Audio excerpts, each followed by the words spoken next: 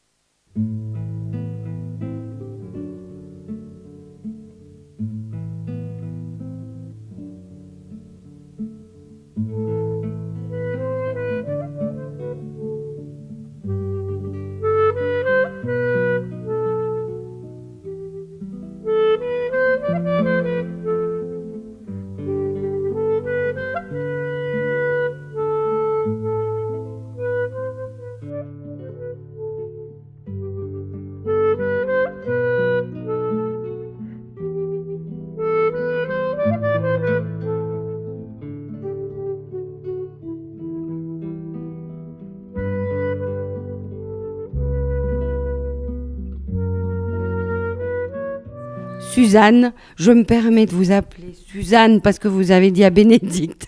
Oui. Mais enfin, je ne vous tutoierai pas. Quand on m'appelle madame, je dis je ne m'appelle pas madame, je m'appelle Suzanne. Et bonsoir Bénédicte. Je vais commencer par toi.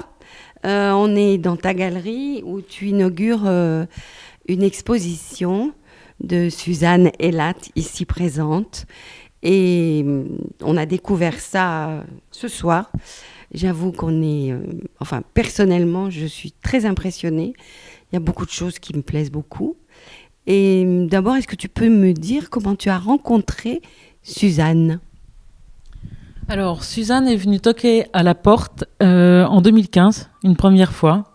Elle est rentrée dans la galerie, elle est venue en voiture et elle m'a apporté quelques visuels en m'expliquant que elle cherchait une galerie dans la région. Non. Ah. Oui, elle avait lu. Un article sur sa galerie, voilà. Et que j'ai dit que cette galerie-là, elle me convient. Et puis, donc, moi, j'ai bien vu son travail qui immédiatement m'intéressait. Maintenant, est-ce que j'avais le temps ? Est-ce que je pouvais le programmer, etc.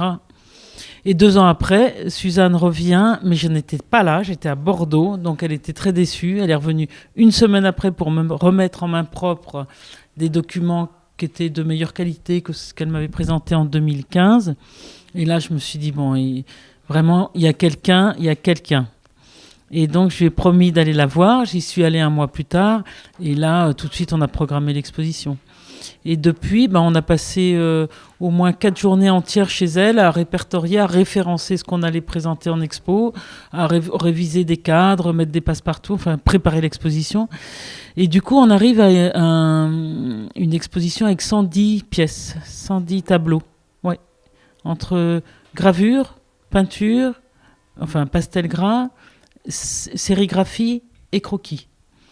Et c'est une rencontre extraordinaire parce que c'est peut-être 60 ans de travail en fait, toujours auprès du désert, et donc c'est très très très imprégné de toute sa vie dans le sud de l'Israël. Mais là, c'est elle qui parle.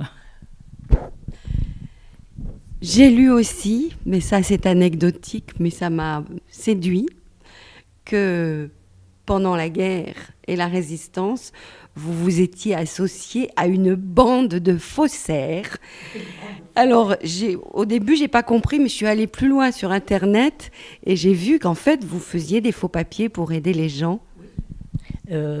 Et ça... s'il le faut. Très près ? Ça a été une influence sur toute ma vie. D'abord parce que j'ai eu la chance, à un âge où j'avais 19 ans, à un âge où on a envie de se donner à quelque chose. Alors maintenant, les gens se donnent à Daesh, ce qui n'est pas tout à fait mon goût, tandis que là, c'était très clair où était le mal et où était le bien. Et ça a eu une influence sur toute ma vie. D'abord parce que je travaillais avec une espèce de génie qui s'appelait Adolfo Kaminski. Sa fille a publié un livre sur sa vie qui a été traduit dans je ne sais pas combien de langues. Et nous sommes d'ailleurs toujours restés amis encore, il est encore en vie. Et alors, après l'occupation, il a continué à faire des faux papiers parce que lui, il veut sauver tout le monde. Alors, il a fait des faux papiers pour 2 organisations qui étaient en faveur de l'État d'Israël qui n'existait pas encore. Et il m'a dit, je travaille pour 2 organisations qui se détestent entre eux, je ne peux pas travailler pour les 2. Alors, je lui ai dit, moi, je veux travailler pour ce que les Anglais appelaient The Stern Gang, le groupe Stern. Et il m'a dit, très bien, je te présente celui qui est responsable en France. Et quand je l'ai rencontré, je me suis dit, ça c'est quelqu'un qui va avoir une influence sur ma vie. La 3e fois où je l'ai rencontré, je me suis dit, je voudrais que ce soit le père de mes enfants. Et c'est ce qui est arrivé. Et donc tout ça a fait, et lui, il était un juif hongrois, il voulait aller en Israël, et je l'ai suivi. Et j'ai vécu là-bas pendant 60 ans. Maintenant, il y a une chose, c'est qu'on a vécu dans une petite ville qui s'appelle Beersheva, et qui est à l'entrée du désert. Et avant ça, mes paysages préférés étaient les paysages de mes vacances d'enfant au Tyrol, vous savez, forêt de sapins, etc. Mais quand j'ai vu le désert, ça a été un coup de foudre. Et ce que vous voyez là, ce sont tous des figures humaines, mais en réalité, pour moi, ce sont des paysages. En tout cas, les couleurs sont les couleurs vraiment. Les couleurs sont les couleurs du désert, et je sais que on dirait, ça a une... C'est conçu comme des sculptures, si vous voulez, et j'ai commencé à travailler avec le pastel gras et la vie, et ça a donné cette texture de pierre. Alors j'ai continué comme ça, parce que, évidemment, après le bac, je suis allée aux Beaux-Arts, et on a appris la peinture à l'huile, mais ça, j'ai trouvé que ça correspondait exactement à ce que je voulais faire.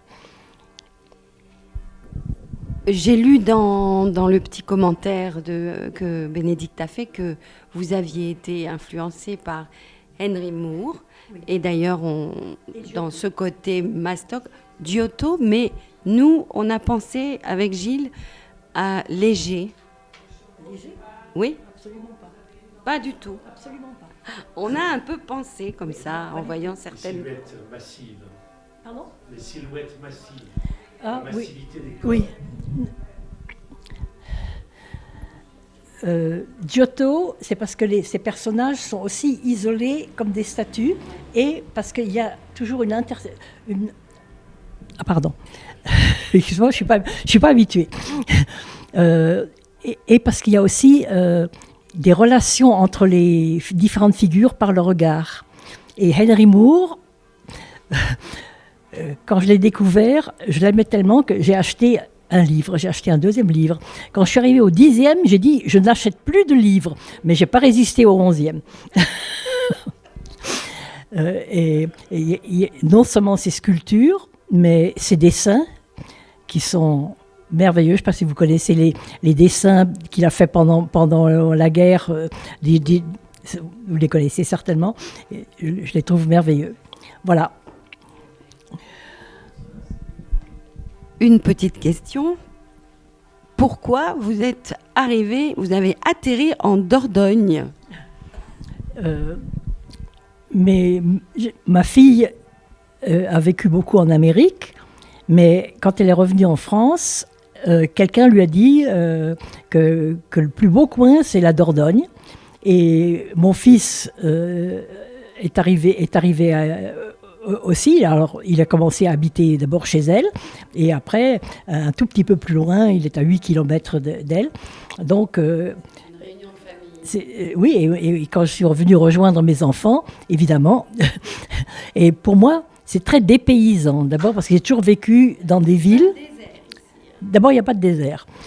C'est très vert, ce qui est très beau, mais c'est très beau, mais ça correspond moins à ma personnalité, si vous voulez. Mais il y a une chose que j'adore, ce sont les villages du Moyen-Âge. Comme moi, la période que je préfère de toutes en art, c'est le Moyen-Âge. Alors les villages... Vraiment, je suis enchantée. Plus que le paysage entre. Mais en tout cas, je suis un peu dépaysée quand même de ne pas vivre dans une ville. Et vous continuez à travailler? Je suis pour l'instant dans un creux. J'attends d'être influencée par ce que je vois ici. Et j'ai vraiment envie de recommencer. Maintenant, je verrai ce que je fais. Un dernier mot. Vous avez été contente de quitter Israël?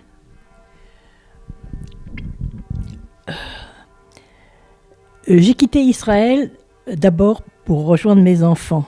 Mais dès que je suis arrivée ici, je me suis dit que c'était le bon moment. Je dis toujours que je suis contente de deux choses. J'ai fait des faux papiers pour aider à l'existence d'Israël et après, tout à fait à la fin, la police m'a fait un dossier parce que j'ai manifesté, une manifestation tout à fait légale, mais la police a quand même nous a harassés parce que j'ai manifesté contre l'occupation des territoires palestiniens. Voilà, donc les deux choses sont bien. C'est-à-dire que j'ai quitté... Voilà, je voudrais que ça continue d'exister, mais j'aimerais bien qu'il change d'attitude. Et surtout qu'il laisse respirer l'autre quand même. Eh bien, merci beaucoup. Et j'espère que vous aurez plein de monde au vernissage. High fidelity. It's great. That's sensitive. Fantastic. Perfect life.